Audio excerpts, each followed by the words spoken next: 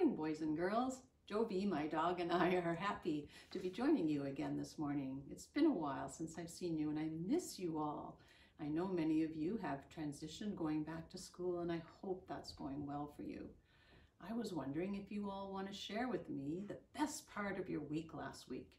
You can just maybe shout it out like you do in church school and tell me what was the most fun or what gave you the most pleasure last week. I can imagine some of you saying you've been camping, or you had an ice cream, or you went to visit your grandma and granddad, or someone had a birthday.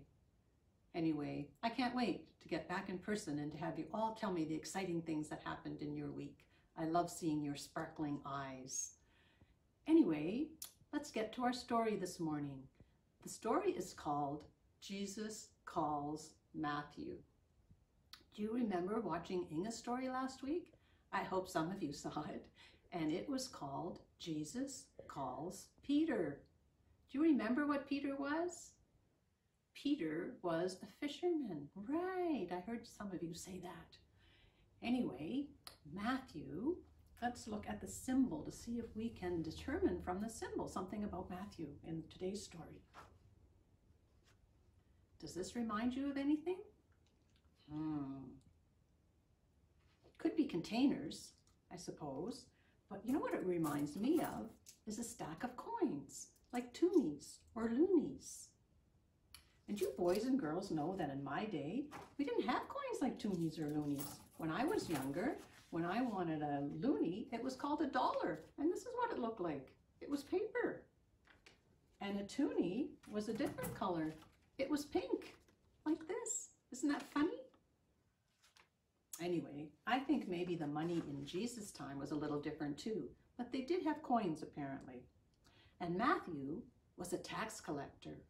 Nobody liked tax collectors.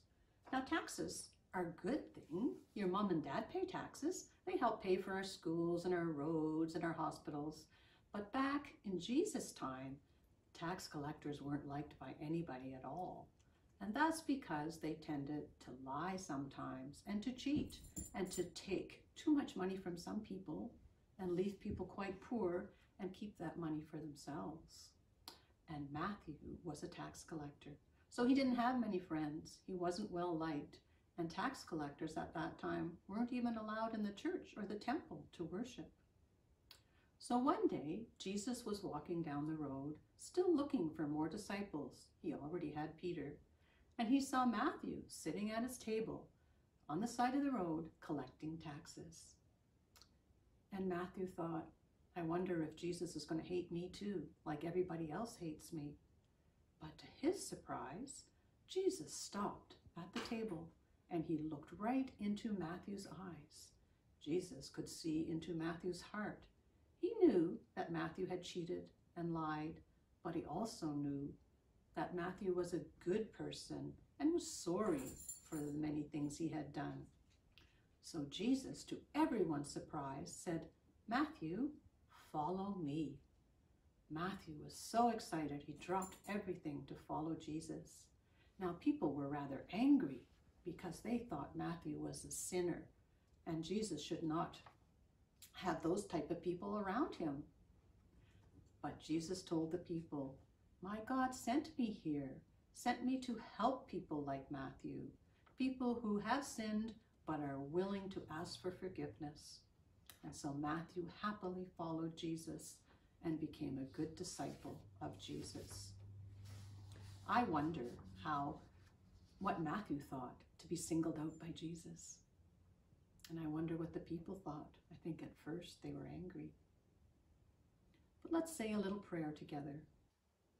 Oh Lord, thank you for loving us and forgiving our sins. Help us to love as you do. Amen. This week, boys and girls, I'd like you to try something, a little mini individual mission project. You just heard about how Jesus loved everyone. Well, have you ever been to school or preschool or kindergarten or just out and have seen someone sitting alone, looking lonely and sad, not seeming to have any friends? That wouldn't feel very good, would it? How about you try this week to look for someone that looks lonely and sad, and you try and brighten their day by going up to them and just saying hello, or saying how are you doing, or introducing yourself. I think that would go a long way to make someone feel better and would make you feel good too, in your heart, loving as Jesus does. Have a good week, boys and girls, and hope you tune in next week at this time. Bye for now. Be safe.